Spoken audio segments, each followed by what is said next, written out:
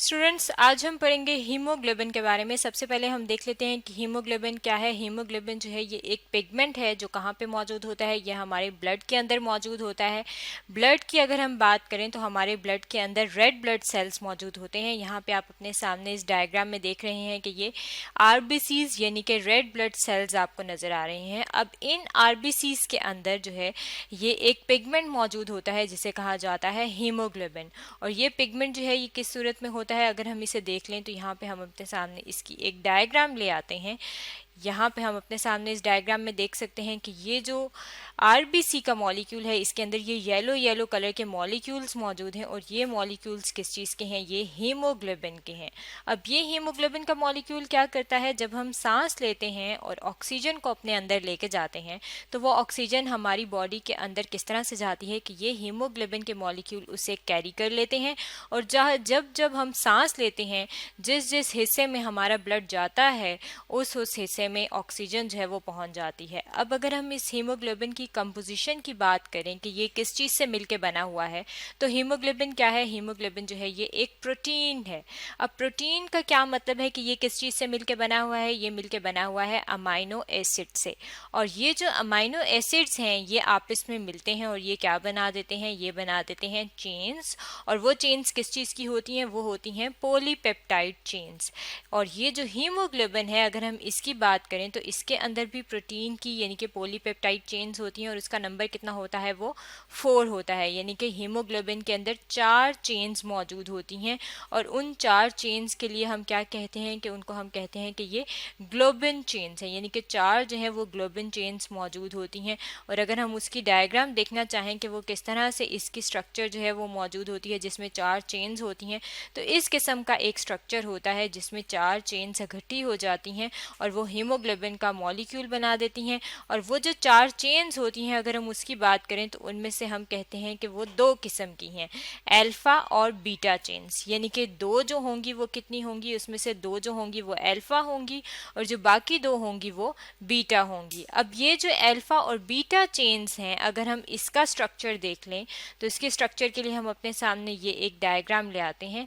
अब इस डायग्राम में जो है ये आपको नज़र आ रहा है कि ये जो है ये चेन्स मौजूद हैं, एक ये चेन है और ये भी जो है ये चेन्स मौजूद हैं। ये क्या है, ये ग्लोबिन चेन्स हैं यानी कि ये प्रोटीन की चेन्स हैं। और ये जो प्रोटीन की चेन्स हैं, क्योंकि प्रोटीन जो है वो अमाइनो एसिड से मिलकर बनती है, तो यहाँ पे आप देख सकते हैं कि ये क्या है, ये अमाइनो एसिड है। अगर हम एक अमाइनो एसिड को देखना चाहें तो ये जो पूरा पार्ट है ये NH वाला, C डबल बॉन्ड O और ये बीच में C और R, ये वाला जो हिस्सा है पूरा ये क्या है, ये अमाइनो एसिड है।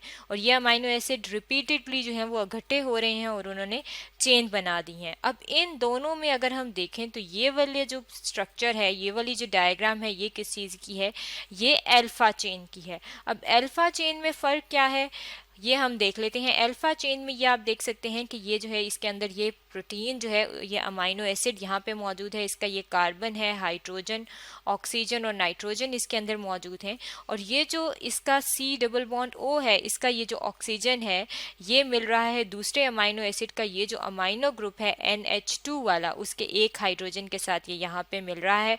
और इसका ऑक्सीजन और दूसरे अमाइनो एसिड का हाइड्रोजन जो है ये आपस में किसके ज़रिए मिले हुए हैं, ये मिले हुए हैं हाइड्रोजन बॉन्ड के जरिए। यानी कि ये वाला जो पार्ट है ये भी क्या है, ये इसका ये हाइड्रोजन बॉन्डिंग है, यहाँ पे ये मौजूद है।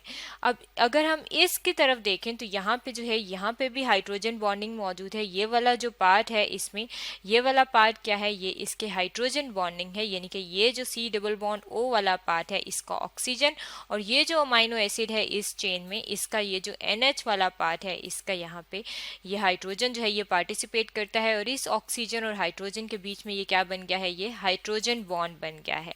अब इन दोनों में फ़र्क क्या है कि अल्फा में इस तरह से ये आप देख सकते हैं कि ये अमाइनो एसिड जो है ये हॉरिजॉन्टल अरेंज हैं और आपस में इनकी हाइड्रोजन बॉन्डिंग के ज़रिए जो फाइनल अरेंजमेंट बनती है चेन की उसे हम कहते हैं कि ये अल्फा चेन है। और अगर आप इस साइड पे देखें तो यहाँ पे ये सारे जो हैं ये पैरेलल अरेंज हैं। पैरेलल अरेंज का क्या मतलब है कि एक चेन अगर इस तरह से जा रही है तो दूसरी भी चेन यहाँ से इस तरह जा रही होगी। तो ये क्या है, एक चेन ये है और दूसरी ये है, तो इनकी अरेंजमेंट क्या है, ये पैरेलल अरेंज है। और इस तरह की ये जो पैरेलल अरेंजमेंट होती है और इसमें हाइड्रोजन बॉन्ड मौजूद होता है, इसे हम कहते हैं कि ये बीटा चेन है। और इस तरह की अल्फा की चेन जो है वो 2 और 2 बीटा की चेन जो है ये 4 चेन से इकट्ठी होती हैं। इनके 4 ग्लोबिन चेन से इकट्ठी होंगी और वो क्या बनाएंगी, वो हीमोग्लोबिन का मॉलिक्यूल बनाएंगी। अब अगर हम इसमें ये जो आर जो सर्कल किया हुआ है इसकी तरफ देख लें तो ये जो आर है ये क्या होता है, ये इसमें हाइड्रोफोबिक होता है। हाइड्रोफोबिक होने का क्या मतलब है, हाइड्रोफोबिक, हाइड्रो कहते हैं वाटर को यानी कि, और फोबिक कहते हैं जो उसे दूर रहता है या रिपेल करता है। यानी कि ये जो इसमें आर वाला पार्ट होता है ये वाटर को दूर रखता है यानी कि वाटर को रिपेल करता है। और ये वाला जो पार्ट है जिसमें ये C डबल बॉन्ड O और NH वाला पार्ट होता है इसे हम कहते हैं कि ये क्या है, ये हाइड्रोफिलिक पार्ट है। हाइड्रोफिलिक में भी हाइड्रो का जो वर्ड है उसका क्या मतलब है, उसका मतलब है वाटर, और जो फिलिक है, फिलिक कहते हैं लविंग को। यानी कि ये वाला जो पार्ट है ये वाटर लविंग है और यानी कि वाटर के साथ ये अपनी एक एसोसिएशन बना लेता है। अब जो ये एसोसिएशन बनाता है उसको हम इसके मॉलिक्यूल के अंदर देख लेते हैं कि ये किस तरह से हमें नजर आएगा। ये जो है ये रेड ब्लड सेल के अंदर हीमोग्लोबिन के मॉलिक्यूल को यहाँ पे बड़ा करके दिखाया है। अब यहाँ पे आप देख सकते हैं कि एक अल्फा चेन जो है वो ये मौजूद है, यहाँ पे हम इसको जो है अंडरलाइन कर लेते हैं, ये एक अल्फा चेन है, दूसरी अल्फा चेन ये है, और ये बीटा चेन एक है और दूसरी बीटा चेन ये है। यानी कि ये टोटल कितनी हो गई, 4 चेन्स हो गई। और इन 4 चेन्स के बीच में यहाँ पे जो है ये आयरन मौजूद होता है। यानी कि ये जो है यहाँ पे इसका आयरन वाला पार्ट, यानी कि यहाँ पे क्या मौजूद होगा, यहाँ पे Fe जो है वो आयरन यहाँ पे मौजूद होगा। और इस Fe में यहाँ पे जो आपने उसका पार्ट देखा था, इसका ये जो सेंटर वाला पार्ट है यहाँ पे इसका R वाला हिस्सा मौजूद होता है। यानी कि जो अमाइनो एसिड्स जो पॉलीपेप्टाइड चेन में मौजूद हैं उनकी जो R वाला पार्ट होगा वो इस तरफ होगा, और जो उसका जो हाइड्रोफिलिक पार्ट है यानी कि वो जो आपने हिस्सा देखा था जिसमें C डबल बॉन्ड O और NH वाला पार्ट था वो इसके बाहर वाली साइड पे यानी कि आउटसाइड प्रेजेंट होगा।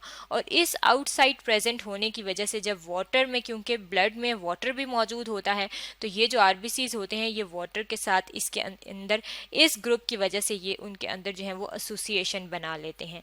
अब ये जो पार्ट है इसमें आपने आयरन की बात की थी, तो ये जो आयरन है ये क्या है, ये इसके अंदर प्रोस्थेटिक ग्रुप पे तौर पे मौजूद होता है। यहाँ पे इस अगर आप इस डायग्राम में देखें तो इस डायग्राम में आप देख सकते हैं कि ये क्या है, ये आपको हीम का मॉलिक्यूल दिखाया गया है। अब इस हीम के मॉलिक्यूल में प्रोस्थेटिक ग्रुप मौजूद है। प्रोस्थेटिक ग्रुप क्या होता है, ये वो ग्रुप होता है जिसमें इनऑर्गेनिक पार्ट शामिल होता है। इनऑर्गेनिक का मतलब है कि वो कार्बन या हाइड्रोजन जो है वो इसमें मौजूद नहीं होगी। अब अगर आप यहाँ पे देखें तो ये हीम के मॉलिक्यूल में ये सेंटर में Fe यानी कि आयरन मौजूद है, और उसके साथ ये जो आयरन है इसने ये नाइट्रोजन के साथ जो है ये बॉन्डिंग बनाई है। अब ये जो 4 नाइट्रोजन है और एक ये जो आयरन है ये क्या है, ये इसका अगर हम इसको सर्कल कर लें तो ये जो पूरा पार्ट है ये क्या है, ये इसका प्रोस्थेटिक ग्रुप है। और ये जो प्रोस्थेटिक ग्रुप है इसकी अहमियत क्या है, क्योंकि ये जो इसके अंदर आयरन है जब हम सांस लेते हैं और ऑक्सीजन को अपने अंदर लेके जाते हैं तो वो जो ऑक्सीजन होती है वो इस आयरन के साथ मिलती है। यहाँ पे आप अपने सामने देख सकते हैं कि ये जो अल्फा चेन्स थी 2, ये उसके अंदर आयरन है इनका, ये आयरन इसके अंदर अल्फा चेन के अंदर है ये दोनों, और ये जो है ये बीटा चेन्स के अंदर भी ये आयरन मौजूद है।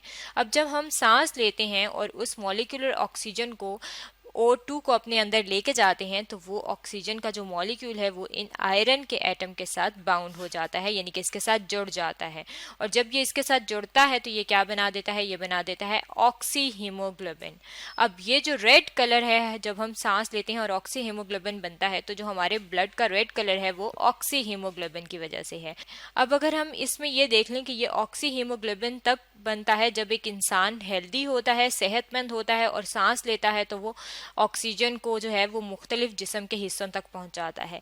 लेकिन इसी तरह से एक डिजीज़ है जो इसी से रिलेटेड है, हीमोग्लोबिन से रिलेटेड है, और वो डिजीज़ कौन सी है, वो है सिकल सेल एनीमिया।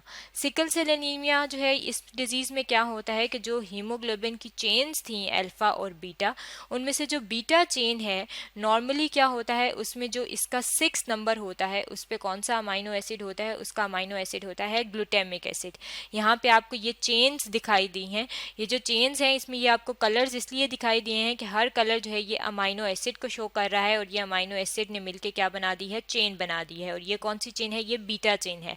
अब जो हेल्दी इंसान है नॉर्मल, उसके अंदर इस किस्म का सीक्वेंस अमाइनो एसिड का मौजूद है, यानी कि अमाइनो एसिड इस तरतीब में मौजूद है।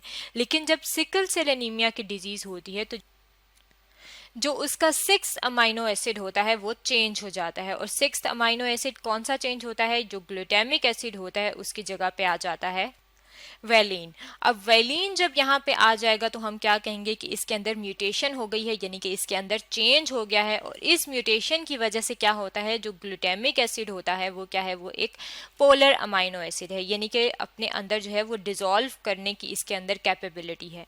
और ये जो दूसरा अमाइनो एसिड म्यूटेशन के बाद आया है ये नॉन पोलर है। और नॉन पोलर होने की वजह से क्या होगा, जब ये नॉन पोलर होगा तो ये ऑक्सी हीमोग्लोबिन की कैपेसिटी इसकी कम हो जाएगी। और जब ऑक्सी हीमोग्लोबिन कम बनेगा तो वो क्यों बनेगा, क्योंकि ये इतना ज़्यादा डिसॉल्व नहीं होगा। और जब ये डिसॉल्व नहीं होगा तो ऑक्सीजन को अपने साथ कैरी नहीं करेगा। और ऑक्सीजन अगर कैरी नहीं होगी तो हमारे जो जिस्म के हिस्सों में ऑक्सीजन जानी है उसकी मिकदार कम हो जाएगी। इसका मतलब है कि जो हीमोग्लोबिन है, जो ऑक्सीजन कैरिंग करने की कैपेसिटी है उसके अंदर, ये मॉलिक्यूल जो है वो बहुत इंपॉर्टेंट है। और हमारे जिस्म में जितनी भी ऑक्सीजन जाती है वो इस हीमोग्लोबिन के मॉलिक्यूल की वजह से जाती है। ये जो था हीमोग्लोबिन के बारे में जो कि आज हमने स्टडी किया है।